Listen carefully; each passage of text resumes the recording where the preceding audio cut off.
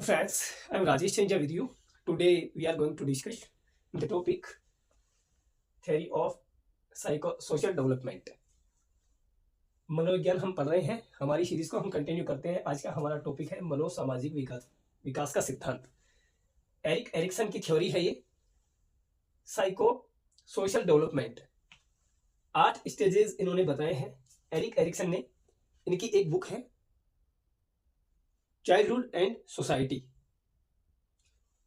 उस बुक में इन्होंने ये डिस्कशन किया है इस थ्योरी का, और इस मनोसामाजिक विकास के सिद्धांत को उन्होंने जीवन अवधि का सिद्धांत भी कहा है। जीवन अवधि का सिद्धांत भी कहा है एरिक एरिक्सन ने इस थ्योरी को। और 8 स्टेजेस बताए हैं उन्होंने। मनोसामाजिक विकास के कितने 8 स्टेजेस बताए हैं, जिनको हम बड़ी अच्छे तरीके से हम इनको समझते हैं, देखते हैं। आइए सबसे पहले हम देखते हैं। उन्होंने पहला जो स्टेज बताया है मनोसामाजिक विकास का साइकोसोशल थ्योरी में, वो बताया है विश्वास बनाम अविश्वास, ट्रस्ट वर्सेस मिसट्रस्ट। शैशव अवस्था होती है पहले स्टेज में, जन्म से 1.5 साल तक। विश्वास बनाम अविश्वास, ट्रस्ट वर्सेस मिसट्रस्ट। शैशव अवस्था होती है जन्म से 1.5 वर्ष तक होती है। ठीक है, अब आइए देखिए ये क्या कहती है पहली अवस्था। शैशव अवस्था में बालक जो है, शैशव अवस्था में बालक जो होगा वो डिपेंड होगा, वो निर्भर होगा, वो अपने भोजन के लिए या अपनी आवश्यकताओं के लिए डिपेंड होगा। ठीक है ना, अपने केयर गिवर्स के ऊपर वो क्या होता है, डिपेंड होता है। ठीक है ना, प्रेम के लिए, स्नेह के लिए, भोजन के लिए वो दूसरों पर डिपेंड होता है। अगर ये सारी चीजें उसको मिलती हैं, सेटिस्फेक्शन होता है, वो अगर इन चीजों से संतुष्ट होता है, ये सारी चीजें उसको मिलती हैं, ठीक है ना, तो उसके अंदर ट्रस्ट या विश्वास की भावना का विकास होता है। अगर उसे ये सारी चीजें टाइम पे नहीं मिलती हैं तो उसके अंदर मिसट्रस्ट या अविश्वास की भावना का विकास होता है। इसके ट्रेट क्या है, इसके गुण क्या है? अब देखिए, ये पॉजिटिव फैक्टर है, ये नेगेटिव फैक्टर है। ठीक है ना, अगर पॉजिटिव होता है तो इसका जो रिजल्ट होगा वो पॉजिटिव ही आएगा। अगर बच्चे के साथ में अगर उसको अपने केयर गिवर्स के ऊपर, जिनके ऊपर वो डिपेंड है, वो उसकी इच्छाओं को अगर कंप्लीट करते हैं तो उसमें विश्वास की भावना का विकास होगा। और उसका जो मुख्य गुण होगा उसका वो क्या होगा, होप। उसे होप यानी आशा जगेगी इस चीज के लिए। ठीक है ना, दूसरे के प्रति। ठीक है, पहला आपको क्लियर होगा। दूसरा देखिए, आइए, autonomy versus shame and doubt, यानी कि हिंदी में स्वायत्ता वर्सेस लज्जाशीलता। प्रारंभिक बाल्य अवस्था होती है ये, और इसका टाइम पीरियड होता है 1.5 वर्ष से 3 वर्ष तक। ठीक है, क्या स्वायत्ता या स्वतंत्रता भी हम इसको बोल सकते हैं। स्वायत्ता या स्वतंत्रता वर्सेस लज्जाशीलता, autonomy versus shame and doubt. प्रारंभिक बाल्यावस्था होती है 1.5 वर्ष से 3 वर्ष तक। अब ये क्या है ये देखते हैं। यहाँ जो बालक है प्रारंभिक बाल्यावस्था में है, यानी कि 1.5 वर्ष से 3 वर्ष का बालक है। ठीक है ना, अब ये क्या करेगा, यहाँ डिपेंड था, यहाँ वो थोड़ा सा इंडिपेंडेंट होने की कोशिश करेगा। कितना? थोड़ा सा इंडिपेंडेंट, ऑटोनॉमी, यानी कि स्वतंत्र होने की कोशिश करेगा। यहाँ वो अपने कार्य के लिए, भोजन के लिए, हर चीज के लिए वो डिपेंड था, लेकिन अब वो 1.5 वर्ष से 3 वर्ष तक का है तो वो थोड़ा सा इंडिपेंडेंट, निर्भर होने की कोशिश करेगा। ठीक है ना, यहाँ निर्भरता सॉरी, और यहाँ वो स्वतंत्र होने की कोशिश करेगा, इंडिपेंडेंट होने की कोशिश करेगा।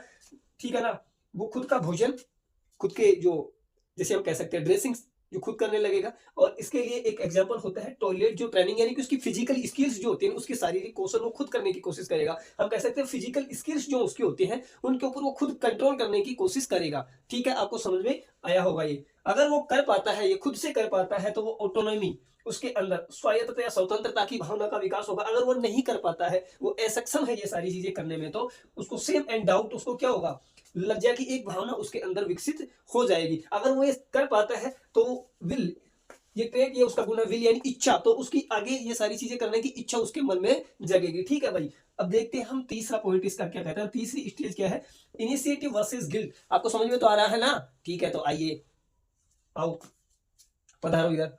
इनिशिएटिव वर्सेस गिल्ट, ये क्या कहता है, तीसरी स्टेज है प्राक स्कूल। 3 वर्ष से 5 वर्ष तक की एज है। प्राक स्कूल का मतलब होता है कि एक तो होगा प्रारंभिक विद्यालय की, ये प्राक स्कूल है, मतलब अभी जाने ही लगा है बच्चा स्कूल में। ठीक है ना, 5 वर्ष का जो होगा वो मतलब प्राक स्कूल में ही होता है, प्री स्कूल में।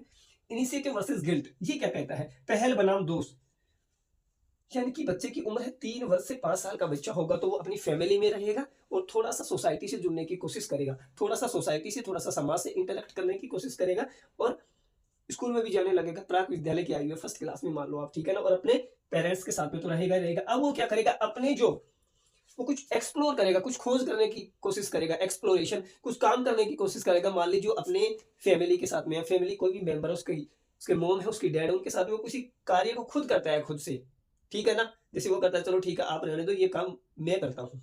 अपनी मम्मा को वो बोलता है चलो ठीक है आप छोड़िए मैं कर दूँ इसको, ठीक है ना। तो वो बोलेगी नहीं आपसे नहीं होगा, वो मारूंगी चाटा, आपसे थोड़ी ना होगा ये, ठीक है। तो क्या होगा अभी देखिए, अगर उसको डांटता है, फटकारता है कोई भी, वो किसी कार्य को करना चाहे कि ये क्या मेरे से हो सकता है, ठीक है ना, ये लोग ये कर सकते हैं तो मैं नहीं कर सकता इसको, ये होता है, ठीक है ना। तो अगर वो पहल करता है, शुरुआत करता है, पहल का मतलब शुरुआत करना, वो किसी कार्य को करने की शुरुआत करे और उसको डांट दिया जाए, उसको फटकार दिया जाए, तो उसके अंदर क्या हो जाए, गिल्ट, दोष, वो क्या एक गिल्टी फील करने लग जाएगा, वो दोष की भावना उसमें क्या होगी, विकसित हो जाएगी, ठीक है ना।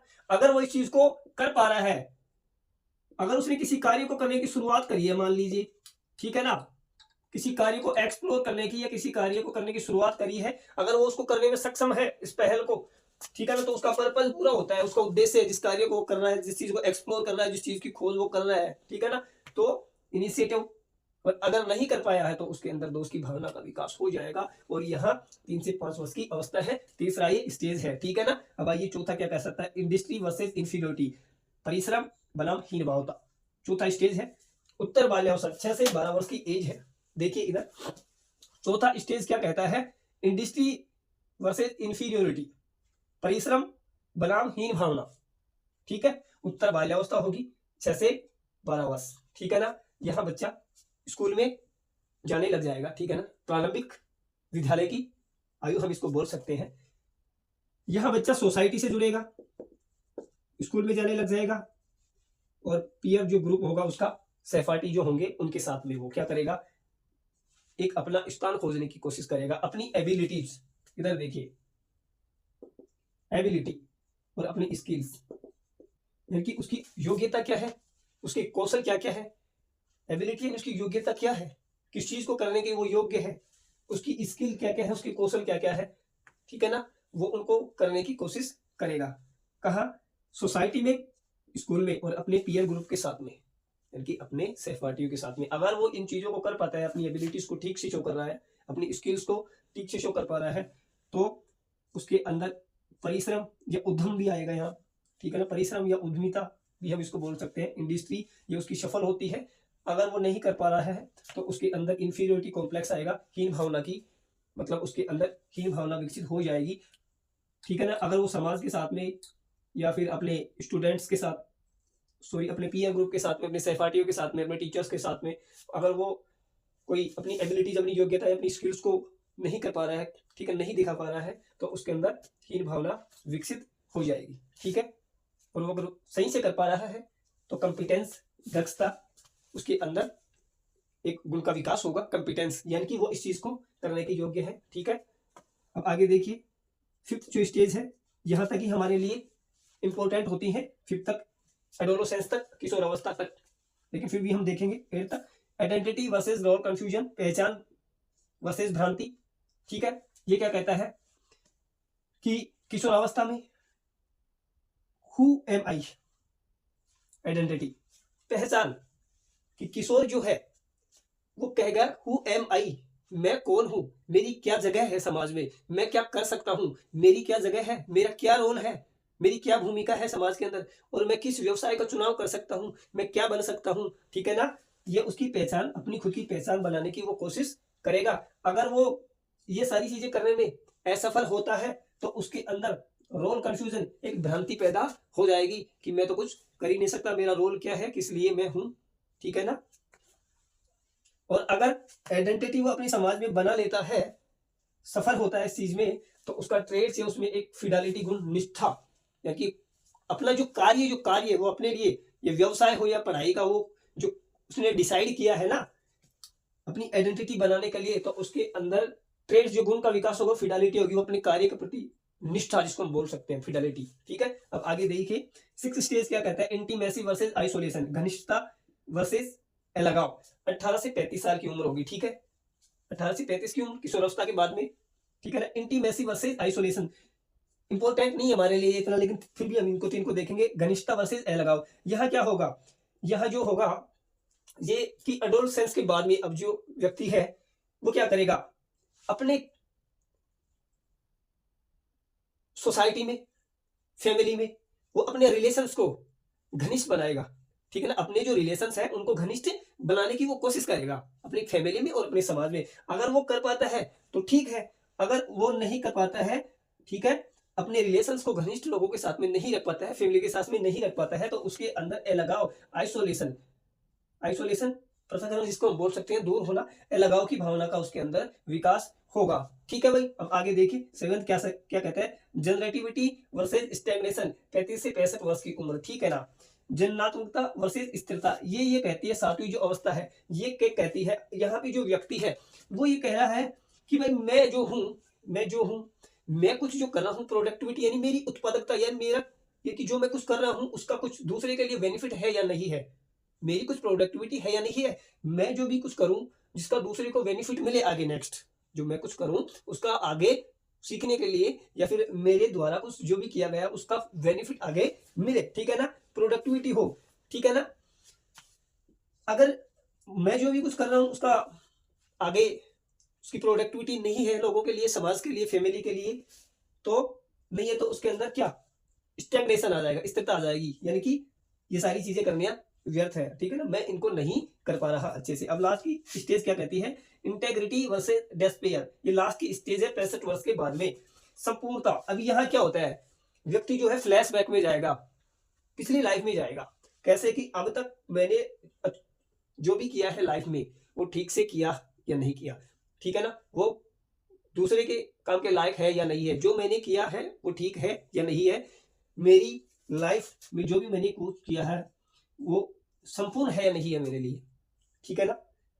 अगर मैंने अच्छा किया है बहुत बढ़िया बात है, मैंने अच्छा किया है तो वो अपने आप में फील कर रहा है कि मैं संपूर्ण हूं, और अगर वो ये देख रहा है कि मैंने कुछ भी नहीं किया, ठीक है ना, तो उसके अंदर निराशा की भावना का विकास होगा। उम्मीद है आपको दोस्तों मनोसामाजिक विकास का सिद्धांत, ठीक है ना, एरिक एरिक्सन के द्वारा दिया गया है, 8 स्टेजेस हैं इसकी, ये आपको समझ में आई होंगी। पहली स्टेज ट्रस्ट वर्सेस मिसट्रस्ट, सहस्वावस्था होती है विश्वास बनाम अविश्वास, जन्म से 1.5 वर्ष तक। यहाँ क्या होता है, बालक जो होगा सहस्वावस्था में डिपेंड होगा, अपने कार्य के लिए निर्भर होगा, ठीक है ना। यहाँ autonomy versus shame and doubt, प्रारंभिक बाल्यावस्था स्वायत्तता वर्सेज लज्जाशीलता, यहाँ बच्चा क्या होगा, थोड़ा सा इंडिपेंडेंट होने की कोशिश करेगा, खुद की ड्रेसिंग खुद करने लगेगा, खुद का भोजन खुद करने लगेगा, ठीक है। यहाँ पे अगर वो कर पा रहा है तो इंडिपेंडेंट यानी स्वतंत्र होने की वो कोशिश कर रहा है, अगर वो नहीं कर पा रहा है तो उसके अंदर सेम एंड डाउट, वो थोड़ा सा लज्जा फील करने लग जाएगा। तीसरा इनिशिएटिव वर्सेस गिल्ट, पहल बनाम दोष, किसी भी कार्य को करने की पहल का मतलब है शुरुआत करेगा वो, कोई भी नया काम करेगा, कोई भी नई खोज करेगा, ठीक है ना। यहाँ तीसरे स्टेज पे अगर वो कर पाता है तो ठीक है, उसका पर्पस कंप्लीट होता है, उसका उद्देश्य जो वो कर रहा है, वरना उसके अंदर गिल्ट यानी दोष की भावना का विकास हो जाएगा। इंडस्ट्री वर्सेज इंफीरियोरिटी, परिश्रम बनाम हीन भावना, ये कौन सा चौथा स्टेज है, उत्तर बाल्यावस्था में। यह एबिलिटी या स्किल्स जो होती है बच्चे की, वो अपने समाज के साथ में नया नया होगा, समाज में, ठीक है ना, समाज के साथ में, या फिर ये प्रारंभिक विद्यालय की आयु है, ठीक है ना, अगर वो विद्यालय में जा रहा है 6 से 12 साल की उम्र है, सॉरी, तो वो अपनी एबिलिटी और अपनी स्किल्स को अपने सहपाठियों के साथ में, अपने टीचर्स के साथ में, अपने समाज के साथ में, अपने परिवार के साथ में, अपनी योग्यताओं को, अपने कौशल जो उसके अंदर है, अगर वो कर पा रहा है इसको तो ठीक है, अगर नहीं कर पा रहा है तो उसके अंदर क्या होगा, इंफीरियरिटी कॉम्प्लेक्स, हीन भावना उसके अंदर आ जाएगी, ठीक है ना। अगर वो कर पा रहा है तो कॉम्पिटेंस यानी कि वो दक्ष होगा इस चीज को करने के लिए, ठीक है ना।